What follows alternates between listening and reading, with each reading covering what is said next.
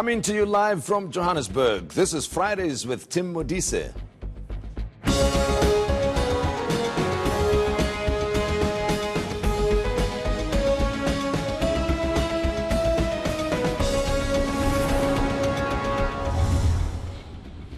Tonight, South Africa is struggling under the weight of growing debt. The government's debt-to-GDP ratio hit an estimated 56% at the end of March this year. Economists predict the country will soon struggle to finance the debt.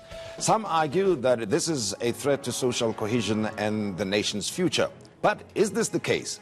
Or is government simply increasing the debt to finance programs that will add to the country's growth potential? South Africa is a country with fierce competition for scarce resources such as houses and jobs. But are the country's immigration policies overburdening the public sector and the poorer communities? This question has come out into sharp focus with xenophobic attacks in Durban and the recent protest action in Alex. Communities involved believe the presence of foreign nationals contributes to unemployment and poverty. But how do we resolve this conflict, and what is the government's role?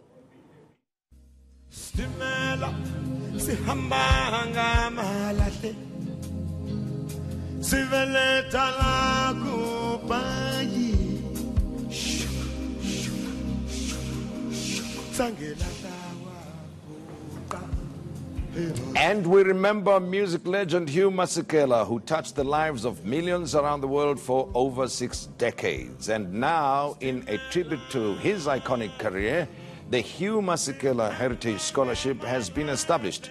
We discuss how his musical legacy continues to inspire and touch hearts across the world.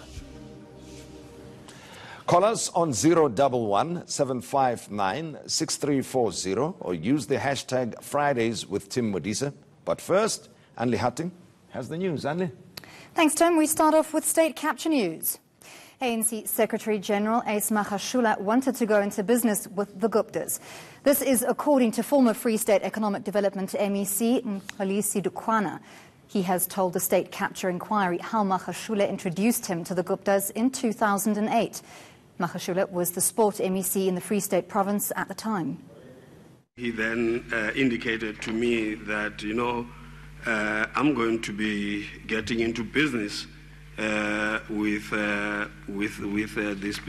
Sahara, and he then indicated to me that because of his exposure as a political person, he would rather have his son, Tsepiso, dealing with this. And he deliberately said to me that there is no law in the country that prohibits his son from doing business with any person.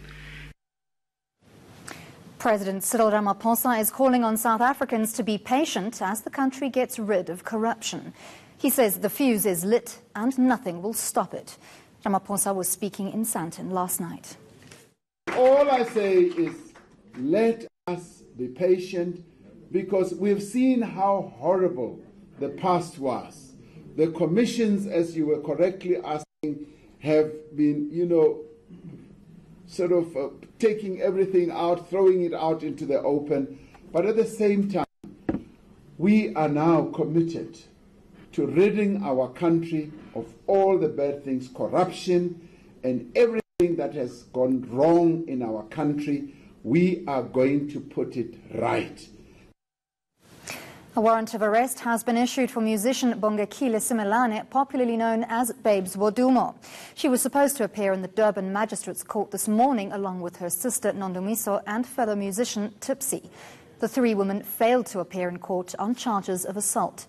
The victim is believed to be friends with Babes Wodumo and has laid charges against the trio, saying they beat her up. The incident took place at a guest house, during which the 3 women accused the victim of leaking videos about them.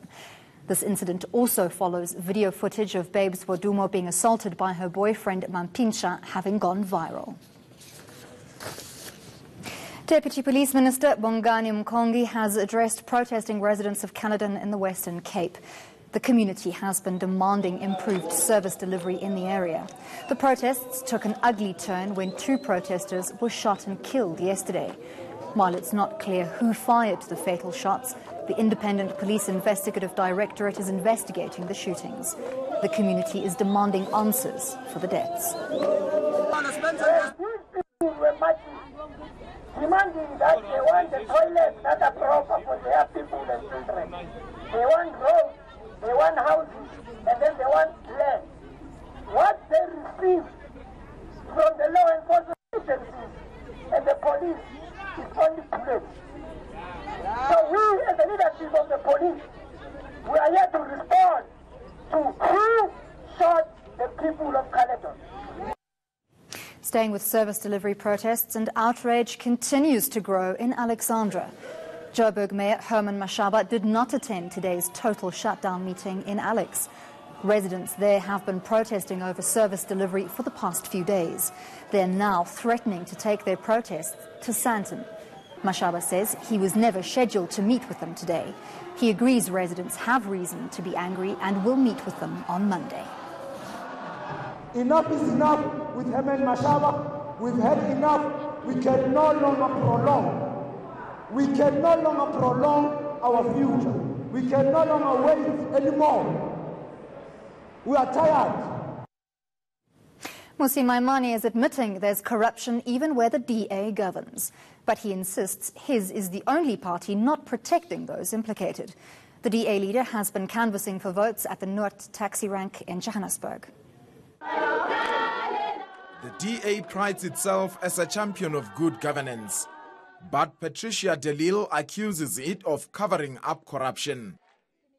That's over a councillor and his son who are implicated in a controversial 350 million rand investment scheme at the George municipality.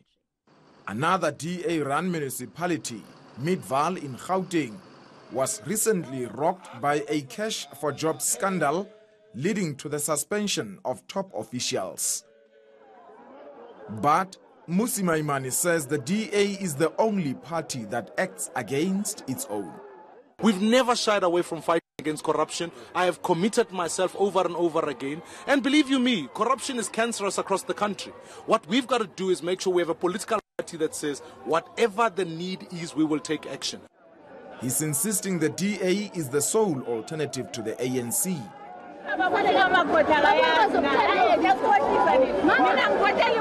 This Joburg resident, though, isn't impressed with his municipality, claiming a dispute over her water and electricity bill, which has been ongoing for 20 years. Till today, usiza silitholi fanele senze sivote. Hayi mina ngivotela umuntu ngoba ngajabula ngene imeya entsha ngathi ya namhlanje sizothola imeya ezozwela. Ihluleka ukudlula lade bakhona kuqala. But despite a series of own goals, Maimane is confident the DA's Solim Simanga will be Gauteng Premier after the elections. Molo Kumulot, Johannesburg. I'll be back at 9 with more news, but first it's back to you, Tim. Thank you very much, Anne Lee. Up next, South Africa is faced with sky-high debt, a stagnant economy and disappointing tax collections. What will it take to turn this situation around? And then, does the presence of foreign nationals in the country contribute to poverty and unemployment?